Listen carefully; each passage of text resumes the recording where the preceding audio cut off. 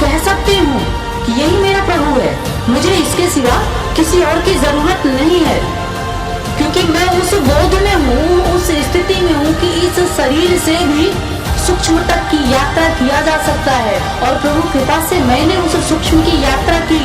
चिंतन हमेशा व्यक्ति को सुखी करता है और चिंता हमेशा दुखी। दुख आप नहीं चाहते हो, दुख आप भी नहीं चाहते हो, सब सुख चाहते हैं, पर मैं कहती हूँ न सुख में जाओ न दुख में जाओ, इन सब के पार एक जोन है आनंद का, जो सिर्फ ईश्वर से ही मिलता है, और वो ईश्वर आप में ही समाहित। निकल जाओ विचारों से, समर्पित कर दो अपने आप को पूरी तरह से, क्योंकि समर्पण में ही आपके जीवन की सच्ची परिभाषा है। समर्पण में ही आपका जीवन है। क्या आप भी उसे समाहित कर लेना चाहते हो? ग्राहकता यदि होगी आप में, तो ही ये ऊर्जा आप में काम कर पाएगी। ये गुरु आपके भी हैं, ये गुरु मेरे भी हैं। मैं विश्वास के साथ कह सकती हूँ कि यही मेरा प्रभु है, मुझे इसके सिवा किसी और की जरूरत नहीं है, क्योंकि मैं उस बोध में हूँ, उस स्थिति में हूँ कि इस शरीर से भी सूक्ष्म तक की यात्रा किया जा सकता है। और प्रभु कृपा से मैंने उस सूक्ष्म की यात्रा की। सूक्ष्म है क्या? क्यों उसके पास जाना जरूरी है? क्यों मिलना जरूरी है? ये सारी बातें निरर्थक हो जाएंगी जब तक समझोगे नहीं।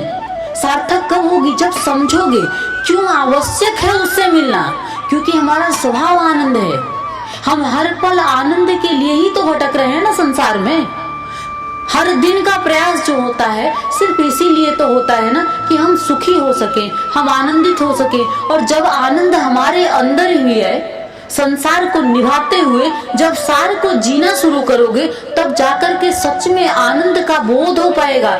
जो बुद्ध को हुआ, जो राधा को हुआ, जो मीरा को हुआ, जो तुलसी को हुआ। तुलसी ने रामचरितमानस ऐसे ही नहीं लिख दिया, वो बोध में गए। बोध में गए तो रामचरितमानस बड़ी पूरी भक्ति है। उसने, तुलसी ने परमात्मा की भक्ति की, और भक्त का एक जो भाव होता है वही रामचरितमानस है।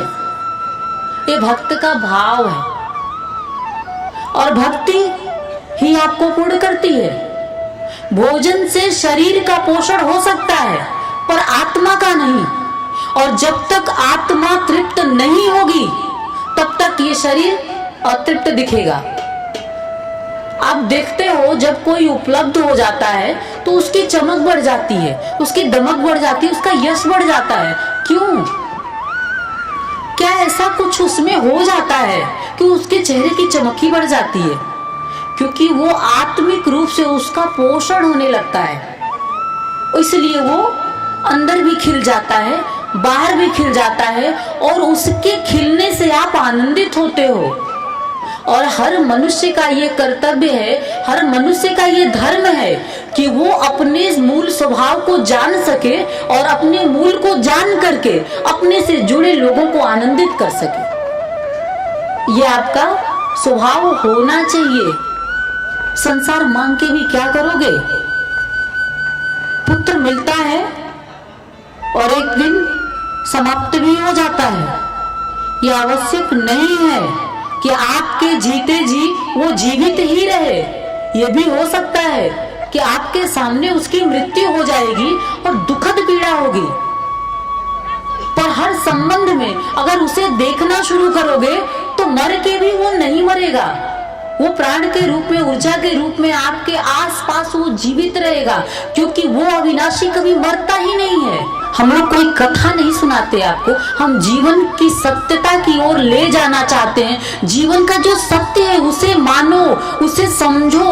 मृत्यु को मिथ्या मानो और मृत्यु को सत्य भी मानो, क्योंकि वो दोनों है। ये जीवन का सत्य है कि मृत्यु होनी है, निश्चित है, होके ही रहेगी। और ये भी सत्य है कि मृत्यु होती ही नहीं है, मृत्यु होती ही नहीं है।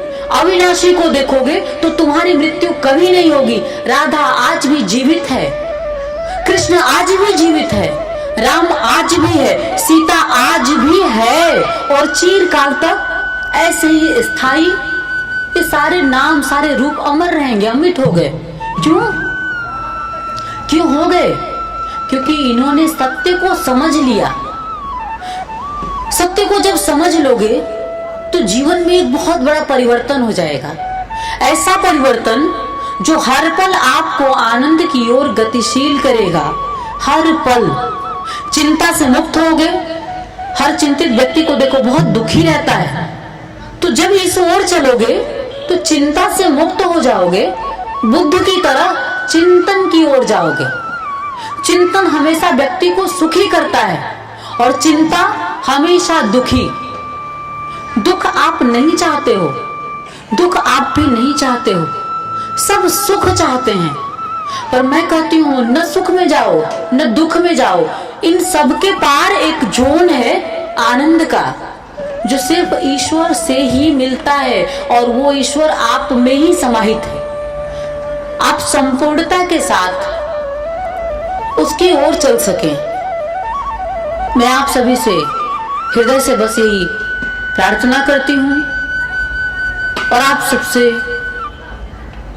निवेदन भी हाथ जोड़ के करती हूं कि अपने हृदय में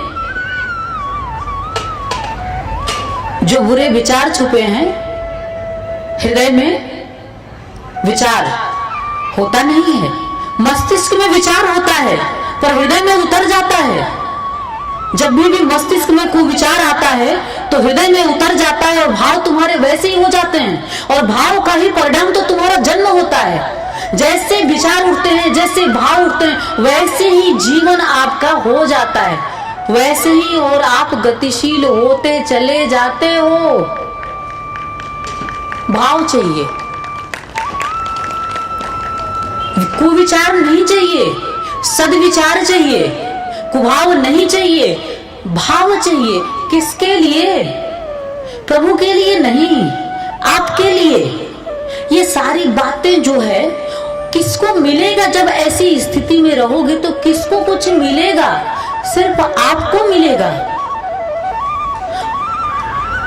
आपके लिए ही हम ये सारी चीजें कह रहे हैं।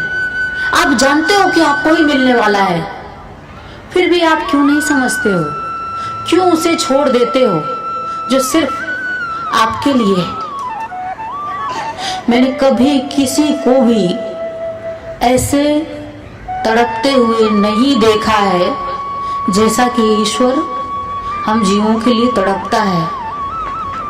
वो जितना प्रेम करता है, कभी कोई जीव तुम्हें प्रेम नहीं कर सकता है, कभी नहीं, कर ही नहीं सकता है। स्थूल रूप में भी देखोगे तो गुरु से ज्यादा तुम्हें कोई प्रेम नहीं कर सकता है। वो तुम्हारी दृष्टि है कि तुम उसे प्रेम में लेते हो या नहीं लेते हो, पर सत्य ये है कि वो सिर्फ तुम्हें प्रेम करता है। यदि प्रेम न करता तो ऐसे क्षण निर्मित न करता। मैं जानती हूं इसका अंतिम सत्य क्या है, इसलिए बता रही हूं। निकल जाओ विचारों से, समर्पित कर दो अपने आप को पूरी तरह से, क्योंकि समर्पण में ही आपके जीवन की सच्ची परिभाषा है। समर्पण में ही आपका जीवन है, समर्पण से ही आपका उद्भव है।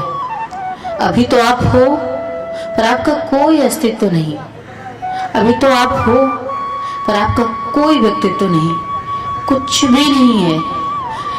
यदि सचमुच होना चाहते हो तो आंखें बंद करके हृदय में उतर के इन दो दिनों में अपने प्रभु से प्रार्थना करना कि हे प्रभु मुझे भी अनुभूति दो, मुझे भी अपने आप में ले चलो। प्रभु जी मुझ में ऐसी शक्ति दो कि मैं तुम्हारा हो सकूं, मैं तुम्हें देख सकूं, मैं तुम्हें जान सकूं, मैं तुझ में हो सकूं। ऐसे भाव, ऐसे विचार लेकर के आप मेरे प्रभु को सुनिएगा। सिर्फ और सिर्फ प्रभु ही देखने की कोशिश करिएगा, तब आपको तनिक सा कुछ समझ में आ सकेगा। सत्य अति सहज है, अति सरल है, वो क्षण भर में मिल सकता है, पर सत्य इतना कठिन भी है कि जो कई जन्मों के बाद भी नहीं मिलता है। सत्य को यदि पाना है तो इसमें ये सृष्टिगत अभी आपको दिख रहे हैं,